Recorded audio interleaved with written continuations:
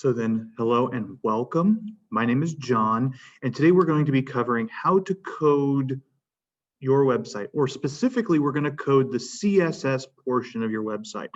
Now, we'll go into what CSS is. We'll also go into a bit of a review of what HTML is, because I don't quite remember if all of you were here last week. So it's always good to have a review. And honestly, it's just always good to have a review in general. So let's dive in. I'm going to switch us over to our ever favorite PowerPoint. Remember, if at any given point in time you have a question, please feel free to put it in the chat. I will try to keep an eye out for that, although sometimes my system kind of gets lost. So code your own website. Now this is different than if you were using something like Wix or WordPress, where it's going to do most of the coding for you. Today we're talking about building your own site. Now, even if you are using one of those other systems, Wix, WordPress, whatever, it's always helpful to know how they're doing things. And many of these sites have the option for you to go in and create your own custom styling, your own custom HTML. So having a bit of a knowledge base on these topics is really going to help you on those other systems as well. So today we're going to, like I said, talk about some HTML, just do a bit of a review about that. I'm going to talk about CSS, how to use it, specifically how to use it to change the color of your screen and how to create fonts. Now, there's a lot about CSS we could talk about, but we don't have the time. So we're narrowing it down this week to colors and fonts. So, bit of a review. Remember, whenever we're talking about a website, there are three languages that we are talking about. Those languages are HTML, CSS, and JavaScript. Now, what I always like to tell people whenever I'm trying to get them to understand the need for these three languages is I like to liken it to the human body. HTML is the skeleton of your website. It is where everything else can be bolted on. CSS, that's your skin, that's your muscles, your hair, everything that can give your site an appearance. JavaScript is what gives your site a behavior. So if you've been to, let's say, the library's website on a desktop computer, you'll notice that all of the menus are there and you can see everything very clearly. But if you go to the library's website on, let's say, your phone or a tablet, some of those menus are gone. They're usually under what we call a hamburger menu, those three lines. That's done with JavaScript. So that's what I mean by it's your personality, your behavior. Now, as we learned last time, you don't necessarily have to have CSS and JavaScript to make a website. You just don't. It helps, it makes it look a lot better, but you can get by with just the HTML, because when you make a website, there is some understood CSS in the background. We're going to be changing that understood CSS today. Now, also, just let me put this out there. You will be getting, as part of this class, the finished code, the code that you start with today, handout, the presentation. I'll also include a link when I get it up and running to this video so that you can refer back to it later on. And I'll show you how to find it on YouTube if you lose the link. So HTML is short for Hypertext Markup Language, and it is everything on your website that is content and things that content are inside. Think of HTML as a series of containers or boxes. Each box is lined up in a row, and then CSS and JavaScript dictate where those boxes are finally presented to you. If you were to remove all the CSS from a website, you would still have the HTML. It just wouldn't look as pretty, and it might look a little clunky because that CSS was making things in certain positions. Now, a cascading style sheet, or CSS, like I said, tells your computer what all of those boxes should look like. Should the box be green? Should the contents of the box, should maybe their font be Times New Roman 47? Throwing out a number. Don't make it 47. That's ridiculously huge. But that's what CSS does. It tells the box of HTML what to do, where to go, how to behave. Should it be, instead of one box and then another box, should those boxes be side by side? Those are done in CSS. JavaScript plays a little bit into that as well, but it's usually because JavaScript is altering the CSS in some fashion. So here is the library's website with and without CSS running. And I will actually go into the library's website and show you how you can do this yourself, because it is rather neat. And the nice thing is you won't actually be breaking anything. But here is just the raw HTML of the website. There is no CSS, no JavaScript. All that stuff is just gone. The HTML. That's in the center. Over here on the right, that's the site with the CSS running, and everything is appropriately in place. Believe it or not, it's really easy to remove all of this. And it's that ease in removing that makes it so easy to understand why a website designed by people who have years of experience can sometimes just crash. Because depending on what you're doing, if you put a colon instead of a semicolon in the wrong place, then suddenly stuff isn't going to work properly. And I'll show you what I mean here in a little bit. But if you've ever looked at a website and wondered how could they make such a mistake, sometimes it's a really, really easy one to make. So CSS has two major parts, a selector and a declaration. So the selector is what little bit of HTML am I connecting to? Where does that muscle connect on the arm, for instance? Declaration is how are we going to alter the container, the selector? Each declaration is broken up into properties and values. So looking down here at the bottom of the screen, we have H1. That would be heading 1. That's the HTML we are selecting to alter. Then we have this curly brace. That's what this little squiggly line is here, between H1 and color, right here. Then we have color. So color is the property that we are targeting. So how do we want our box to look? Well, we want to change its color to red. And believe it or not, it's just that easy. You can just write the word red. There's something around 130 named colors in HTML. I'm going to show you some ways of getting more than just 130, because if you're using the RGB system, which I'll explain in a bit, there's 16 million colors, and that might be enough. Now, notice that color and red are separated by a colon. Whenever you have a property value pair like we have right here, it's always going to be the same way. Property, colon, value. Notice that I have a semicolon here. You always end a property value pair with a semicolon. Then you can go to a new property value pair. So we're changing the font size. Now notice in font size here that it is font hyphen size. The property names are never, or at least not that I have encountered, written with a space. It's going to, if there's a space, it would be replaced with a hyphen, or they just remove the space entirely. Just depends on the property that they have assigned. And then there is our font size. We end with a semicolon again, end with a curly brace. You've got to have those curly braces.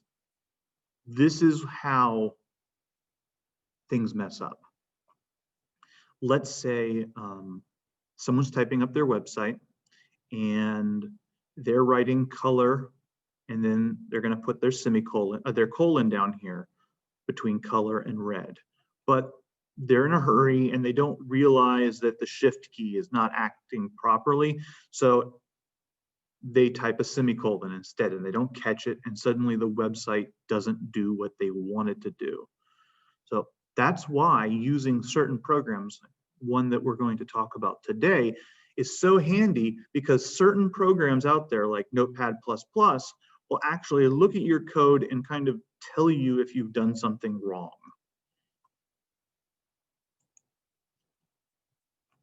You know what? Well, let me pause right here. And are there any questions?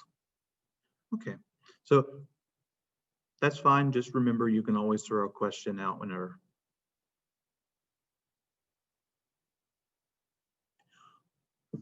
Yes, if you're dealing with font size. In fact, when you're wanting to alter fonts in general, it'll be font dash and then something. Weight, size, color, position. Not quite sure on that one. But yeah, it's always going to be font hyphen size.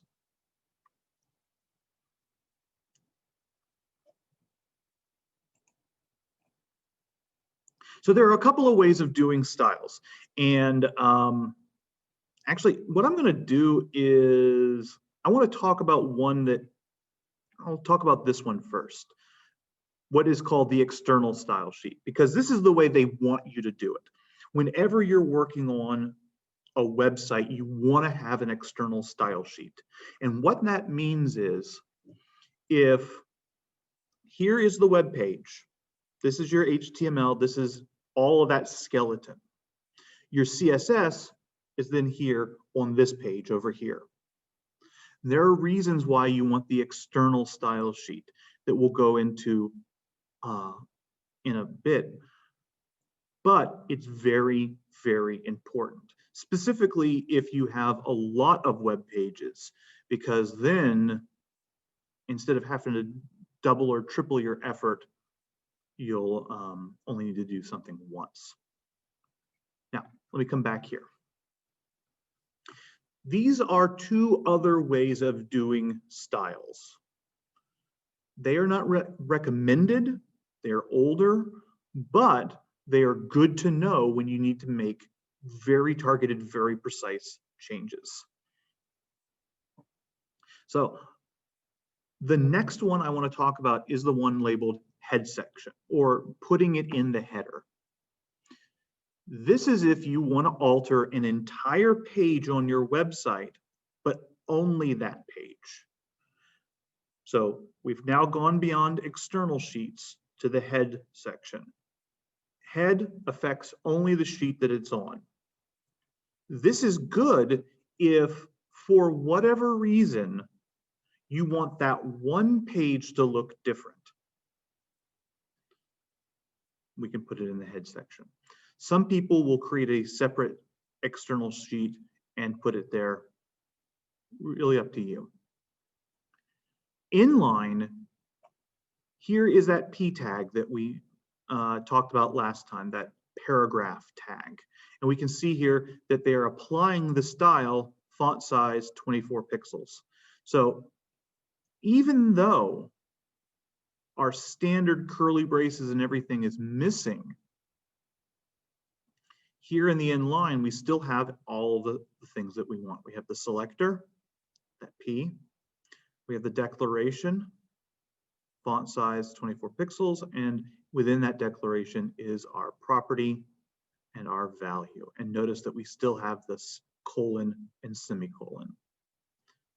Now, depending on you, meaning you as the coder, some people, when they're writing this bit out, the P style equals font size 24 pixels, some people put the property value pair inside of quotation marks, like it was done here.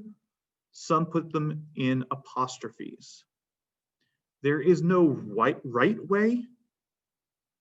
There is what works best for you. The big thing is consistency.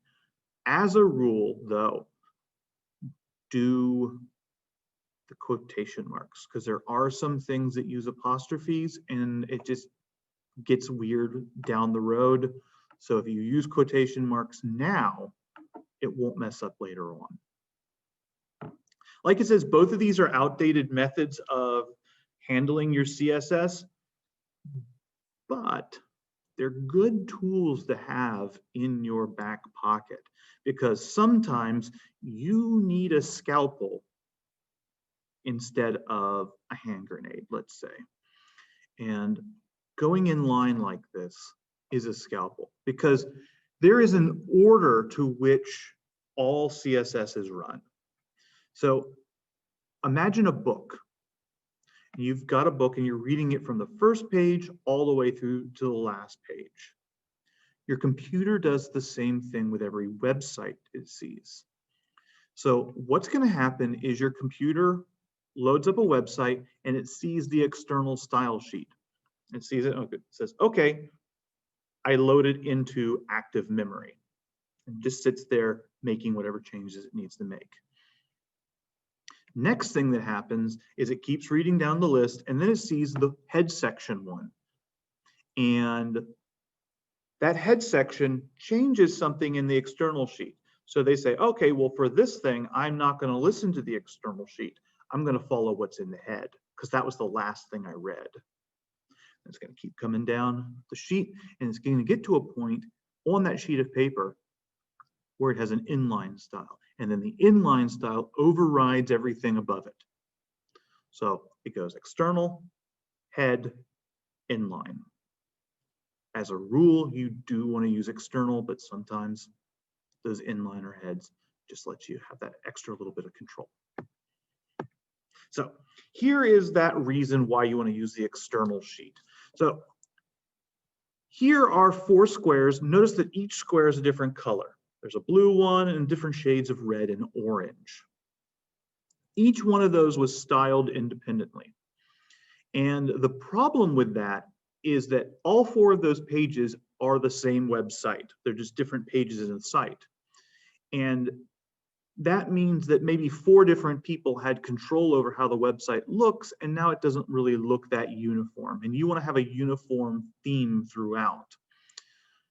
Also, if I want to fix this and I want all of these to be blue, I have to go in each individual page. And what if there was 200 pages on your website?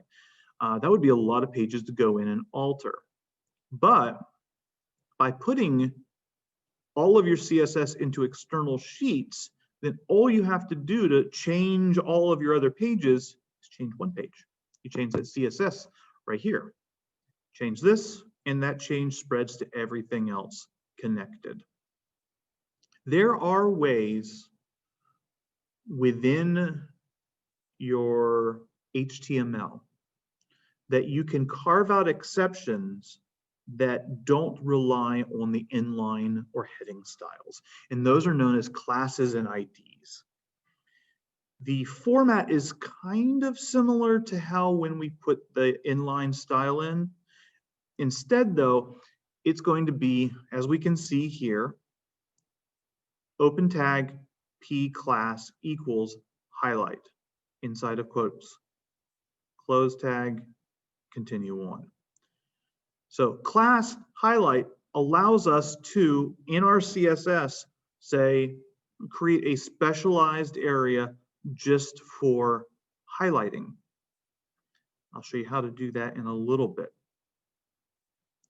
What's nice about this highlight class that we've created is I can use it wherever I want in the web page. So if I want a couple of different things that are all have this highlight style, I can do it just by applying the class throughout. IDs are a single use item. You use it once and you can't use it again on that page. So IDs are only if you need to make one really tight change. Most people use classes for everything though. Now, when we talk about colors, color is going to be a change that we make a lot. And like I said, there are a couple of ways of referring to a color. There is the RGB scale, so red, blue, yellow, green, all of those named colors that we have. And like I said, there's about 130 named colors in HTML. The problem is,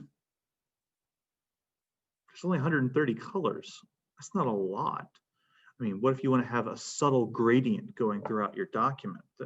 You don't want to go light blue, blue, dark blue, really dark blue, because that would get really awkward. Plus, there might not be a really dark blue. So instead, what we'll often see, and what I do, is I either use the RGB codes or I use the hex codes. And I'll explain both of them. So in an RGB code, you'll see RGB. So if we were looking at one of those earlier tags when it said color : red, instead it would be color : RBG. No, it's RGB. Nicole messed up here, but that's okay. RGB, parenthesis, and then three sets of numbers. Each one of these numbers tells us a portion of the color. It tells us the red, the green, and the blue. And together, those three make the color that you see on the screen. Now, the hexadecimal system is what these hex codes are. It's the same thing as RGB, only it's an easier way of doing it, or at least an easier way of typing it out. So notice that I don't have an RGB here. I don't have parentheses. I don't have spaces. I don't even have a comma in between these letters and numbers. Instead, I have three pairings of letter number combinations. So 3C, B3, 7-1. That is a color. In fact, that is a red, that is a blue, that is a green. And it just works the same as the RGB. It just is. When you are trying to save space on a website, hex allows you to save a little bit more content space. That's really the difference between hex and RGB. Fonts are something that you have a lot of control over. If you've ever been to one of my ebook classes, you'll know that fonts are something you don't need to worry about. Websites, fonts are something you definitely need to worry about. The thing about fonts, though, is that when you're dealing with fonts, it can be very, very easy to fall into a trap where you say, hey, I have this font on my computer, and it's a really nice font, and I'm going to use it. I paid 20 bucks for this font. Nobody else on the planet has that font. So when you use it in your website, nobody else can see your font, and they'll see something else. And there are ways around this, and I will show you a way around this in a little bit, but you need to make sure when you're choosing a font, you choose one that is common, or you're linking to an outside font repository where everybody can access that font. And like I said, I'll show you what that means here in a bit. So here we have font listed at least. Notice that we have a couple of different things here next to font family. So there's that font dash again, so font family, colon. We're starting with Times New Roman because that's the font I want. I want, regardless of whose computer it's on, I want Times New Roman. Because Times New Roman, the name has spaces in between the individual words, that's why it's in quotes. So we're looking first for Times New Roman. But I understand that maybe not every computer has Times New Roman. So I add in times here. That's another font. It's similar to Times New Roman, but it's a little bit older, a little bit more well used. So the system will say, okay, well, I don't see Times New Roman, so I'm going to go and use Times instead. Well, maybe someone's got a custom computer and they don't have Times. It happens sometimes. So instead, we're going to end with serif. All of these fonts that we see here, Times New Roman and Times, those are both serifed fonts. By putting serif here at the very end, we're telling the computer, okay, let's say you don't find the other two, just find the nearest serif font you've got and use that. So at least we have a serif or a sans serif or a monotype, just depends on the font we're going for. So when you change the size of a font, or really, honestly, anything in the computer, but specifically the font for today, there are a couple of ways you can do it. One way is to do it the same way you would in Microsoft Word or some other kind of word processor. And that's where you're using an absolute size. You're telling the computer, I want a font size of 11 point. That's it. The problem with using an absolute size like that is your website is going to be viewed both on computers like the laptop I'm on right now and these suckers, cell phones.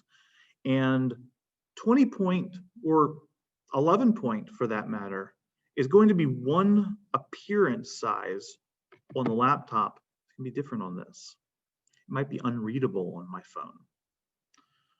So instead, we use responsive sizes, either percentages, although I don't recommend that for fonts, or we use a relative size. And the relative size we'll be using is the M, or really I prefer the RIM. So what that means is we have down here font size colon 1.5 EM. I always put RM because EM is relative to the size of the container it's in. So if you have a box inside a box, inside a box, inside a box, that 1.5 EM is going to be 1.5 of that little tiny box. So it might be very small. REM is always relative to the biggest box you have. That way you can always be certain of the size of your font throughout the document. RIM is a little bit newer, but most people are using RIM these days. So let's go live with all this now. So the first thing I'm going to do is I'm actually going to jump to the internet, and I'm going to talk a little, just a skosh, about Notepad++. Notepad++ is 100% free.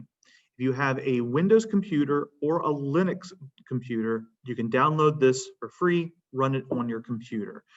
If you have a Mac, there are other options, and unfortunately, I'm sorry, I do not know them right now. But there are options for you. But Notepad++ is just a free program that you can install, and it'll run, and it'll let you code in a lot of different languages. But for today, we're just going to worry about HTML and CSS. The web address is notepad-the word plus.org. I'm going to actually put that in the chat, just so you all have it as well. Now, the next thing I'm going to talk about is the library, or more specifically, the developer tools here. So on your computer, and when I say your computer, I mean a desktop or a laptop. There's a button on it called F12. That button in a browser allows us to bring up the developer tools, which is what we're seeing right now. And this allows us to look at how they coded the website. Now, I will say this because I know a little bit of what they did to build this. They used something similar but not identical to Wix or WordPress. So they didn't have to write all this code out, something did it for them. Now, here in the head, ooh, I don't want that. Here in the head, we can find the CSS. We can go through here and I'm going to look for, here we go, link rel equals style sheet. So relationship equals style sheet. Here's the style sheet for the library. So I'm actually going to click on this. Now, what I'm about to do is completely legal and it won't hurt a single person. This is only visible on the computer you're sitting on. I'm just going to start deleting stuff. So I'm just hitting the delete key on my keyboard, just merrily going through deleting all the style sheets. And as I'm deleting them, notice what's going on over here in my on the website. So I'm just going to keep deleting, and as I delete, various things are going away. And now, ooh, it's a big logo because that logo was being controlled by some CSS. Here's the HTML, all the content that's actually there that you can interact with. And that's just a lot of stuff that I got rid of by deleting all of that CSS. Now, remember I said it's not going to hurt anybody because I'm just going to refresh this page. And it's back. All the CSS is right there. I haven't changed anything. You haven't heard anything. It's only on the computer that you're working on. This way, you can go into a website, play around with their code, figure out how they did what they did so that you can reverse engineer it for your own site. I've done it myself. So when it's time to get started, there's a couple of things we have to do to set up our screen. So what you'll want to do is you'll want to go to the folder that I sent you. So this is the overall folder, and you'll want to unzip the file called Fonts and Colors Exercise. I'm going to go in here, go into Web Development, and I've already right-clicked on each one of these and said Edit with Notepad++ to open them up.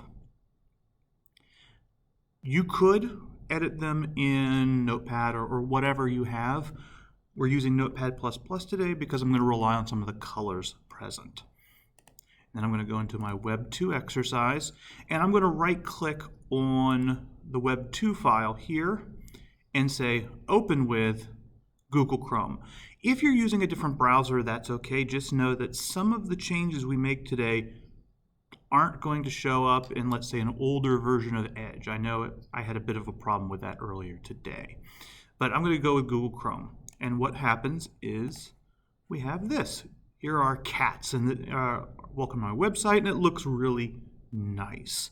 So what we're going to do is we are going to set our screen up to make it easier for us to code and then update the website so we can check. To do this, I'm going to place my mouse here near the middle top of my browser window. And this is Windows. Remember, this is Windows. I'm going to grab it. I'm going to drag it over here to the left-hand side. And notice how it has this kind of gray box in the background? That's what we want. I'll let go. And here we go. Excellent. It's giving me some options over here, and you can see my video live. But I'm going to click on Notepad++. So now I have the code over here on the right and the content over here on the left. Now I'm going to go to the HTML. Now notice in the HTML file you get, there is some green comments here, and this gives us the ability to know what we're going to do. These are your instructions. When you're building your own website, you may not use comments like this, although I do recommend it just to make it easier for you to remember what the heck you are doing. Now, to bring in our fonts, the first thing I'm going to do today is I'm going to go to Google Fonts. So I'm going to come over here, back to my browser, and I've already opened up Google Fonts, so I kind of cheated ahead of time. But all you have to do is Google Fonts. And I'm going to search for Lobster because that's going to be the font we use today. And I'm going to click on it. Here it is, Lobster. And I'm going to select this style. And what I want is this right here. The link and everything else I need to grab this from Google. So I'm just going to copy that, and all I did to copy it was do a Control-C. You can always right-click on the blue text and say copy. Doesn't matter. Either way works. I'm going to come up here, back into my code. I'm going to go to this empty line 6 here, and I'm going to paste. I'm just going to right-click and say paste. And that pastes my code in, and what this is going to let me do is this is the Lobster font. So now remember what I said. The browser is going to read this from the top moving down. And it's going to hit this link pre-connect and this link here. It's going to load these into your computer's active memory, into the cache. And therefore, once it's loaded, when we add our style sheet later on, it'll be good to go and it'll just run. Now, I'm going to come down here into my content, and I am going to make some changes. But before I make my changes, let me come back over here. There we go. So I want to make a change in a way I said is okay, but maybe not recommended. I'm going to do a heading style. So to do that, I'm going to do a style tag. And remember, you should always open and close the tag at the same time.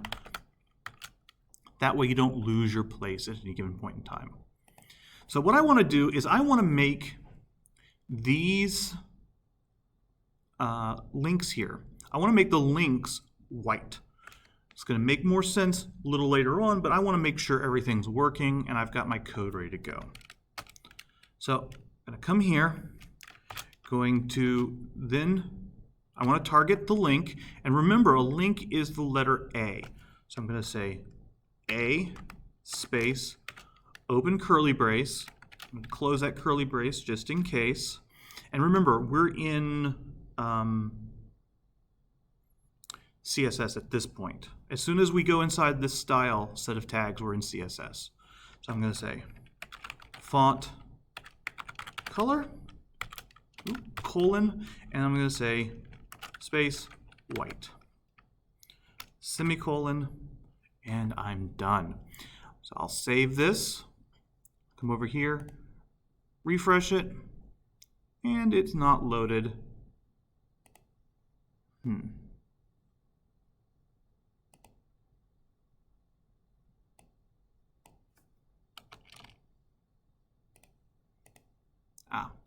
Made a mistake. That's on me. There are a lot of font options. In this case, it's not font color, it's just color. Now, all I did is I removed the font dash from color here, so it's just color. And it's good that I make mistakes every now and then because that lets you know it's okay to make mistakes. The key is to figure it out and move on from there. Here, we can see on our website that the text is gone. If I hover over where I know the links used to be, my hand appears. So that's what I want. Very good. So now I know my styling is working. Everything is where I want it. Now, I would like to make some massive changes. So what I'm going to do is I'm actually going to include my external style sheet here. I'm going to say link href equals quote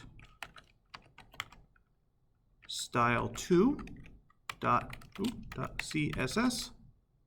And where am I coming up with this? Well, if I go back to the folder down here, we can see it right there, style2.css. That's the name of our style sheet. You could literally call it whatever you want. Just has to match the file name down there. Then I'm going to say rel. This states the relationship between this file and what we're doing. So I'm going to say rel equals quote, style sheet. Now, I'm using quotes today. If you were using apostrophes, that's okay too. Just be consistent throughout your work. And then we're going to type the word type equals quote text/CSS. And then we're going to close that quote. We're going to close that link. And I'm going to save this, but really there shouldn't be any difference. If I come back over here, there's no difference. So I have the style2CSS file open, and here it is. So as the instructions say, we're going to start with a very big change. We're going to change the background color.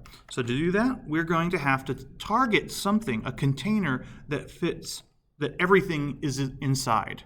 And if we look at our CSS over here, we can see that the container that all of our text, all of our content is inside is this body tag.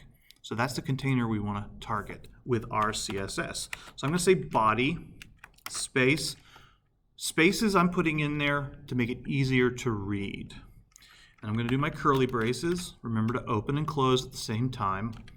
I'm going to say background hyphen color. Now notice in Notepad++ it's giving me that option. This way I don't have to make a mistake like I did before. So I'm just going to go background color, colon, and I'm going to say light blue. And let's see if this is going to work, because it gave me a little bit of a problem earlier. Light blue, semicolon, very good. Now that's ended. So I'll save, come over here, refresh, and it worked. And look, there's our text. It just appeared. Excellent. That's what I want. Now this might be a little bit too light, but that's okay for right now. What we can do is, while we're dealing with colors, let's say A, so we're going to target that link again, and then we're going to put our curly braces in, and for some reason it tabbed over. I don't want that. I'm going to say background color again, and I'm going to actually put in a hex code for a color. So to put in a hex code, I put in that number sign, that pound, and then 000, 000, 6 zeros, semicolon, save, refresh, and now we have it just behind the red, these text right here. If we wanted it a little different, we're going to have to look at our CSS and our HTML. So let's go back to our HTML. So this right here works, but I want to target this in particular. So what I'm going to say is I'm going to put a box around all of this. So I'm going to come in, hit enter, and I'm going to create a new container. I'm going to create what is called a div. Division, it's just a new box. I'm going to close that div over here. Oh, make sure you put that little slash. So now it's closed. And I'm going to assign this a class so that I can use it. And I'm going to say class equals navigation. Nope, knew I was spelling it wrong. Navigation, there we go. Close the quote, and now I have a class that I've assigned to this div. So I'll save this. Nothing is different. So what I'll do is, instead of targeting this A, I'll target the class. And to target a class that you've assigned, you have to hit the period and then type the name of the class that you chose. And there it is right there. Very good. Now I'll save, come back to my website, refresh, and there we go. Now we can see the div has filled all of that up. Very good. Now, I would like to change some more about my fonts. Because I'm going to do an overarching change, what I'm going to do is I'm going to apply some styling to the HTML overall. I could also do this to the body if I wanted to, but I'm going to go with HTML for right now. And I'm going to do my open and close brackets, font, size, colon, 16 pixels. Semicolon. Now, anytime I deal with my fonts, I can put them in rim because it'll all be based off of this 16. So I'm going to come down here, and I would really like a different font for my paragraphs. So I'm going to change that by coming down here and saying P, font, family, colon, and then I'm going to say Arial, serif. What's great is Arial is usually the first serif font on your computer, so even if you spelled Arial wrong, like I sometimes do, it'll still pull, it's the first sans serif, I'm sorry. So it'll still pull the correct font. So semicolon, curly brace, save, refresh, and there we go. It's been updated. And I would really like it to be a little bit larger. So I'm going to say font size, colon, 1.05 rim. Because remember, we're going now fractions here. And our curly brace, close. And I'm just indenting it. Honestly, I'm indenting it for me, just to make it easier to read. So again, save, refresh, and see our text has gotten a little bit bigger, a little bit easier to read. If I really wanted to bump it up, I could go larger. Now let's change the heading font. Now, I have a little thing that I do.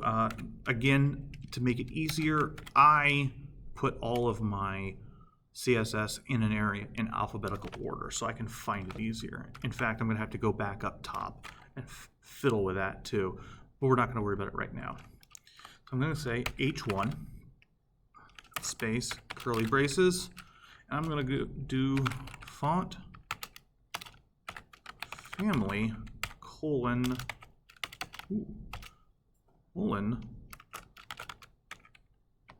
lobster, comma, and just in case, I'm going to go times, in case your computer does not have this, and then I'm going to go serif.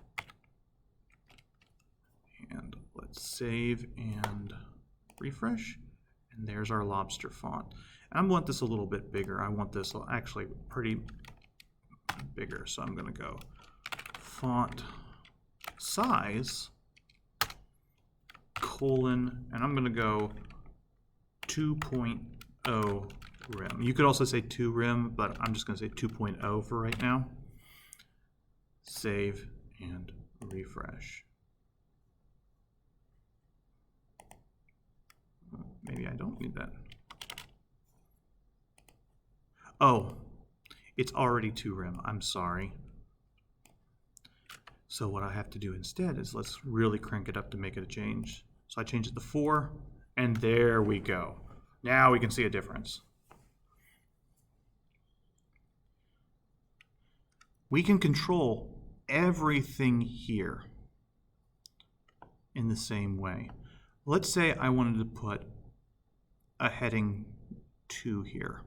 So I'm going to go into my text, come here onto a new line. Let's say H2. Now remember, a heading 2 usually means that this is less important than a heading 1. So I'm going to say section 2. Could be literally anything. /H2. Save, refresh, and there's my section 2. Now what I can also do is in my CSS declare H1 and H2. And that'll break it like nobody's business, so don't do that. So I'm just going to come in here, H2, tab, close, and then I'm going to copy this because there is nothing wrong with copying what you've already done. Coders do it all the time. I'm going to keep the current size though. Save, refresh, and there we go. Some resources to talk about. jackspubliclibrary.com, our Linda site has a lot of CSS classes on it, so that's something to look for. The W3 Schools is a really, really good site. They are done by the people who do the internet, so keep an eye out for that. Solo Learn is also good if you have one of these suckers, a phone, because you can download the Solo Learn app to your phone or to your computer, to your tablet, and see learn how to code on them. They've got quite a few languages and it's all free. Codecademy used to be pretty good. It still is, but it's not as free as it used to be. And for that reason, I say it used to be good. But if you're willing to pay, good. REPL.IT is a online code platform. So if you can't download Notepad++ for whatever reason, try REPL. And if you still have questions, you can always contact us here at the library. You can call us at 904-255-2665 and choose extension 3. You can also email us at jpleservices@coj.net. Really, who sent you the Zoom link today? And like I said, I will try to get this video up hopefully by the end of the day, but I'm not making any promises because I might have to go in here and edit out some pauses. But I will send you a link to the video. And in fact, I was going to show you how to get to the video if you lose the link. So let me go to here. So if you're on YouTube, you can always Google, look for Mr. John's Net Neighborhood. That's me, Mr. John. And there I have another video from an earlier class we did this month, Web Design for Small Businesses and Side Hustles. If you'd like to check it out, it's right here. The video for today's class will also be here, at least until I can come up with a newer version of the video, and then I will replace that one, this one, with a newer one.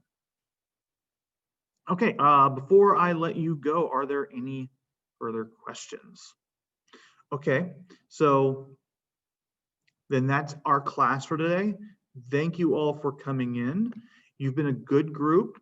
I look forward to seeing you all in the future.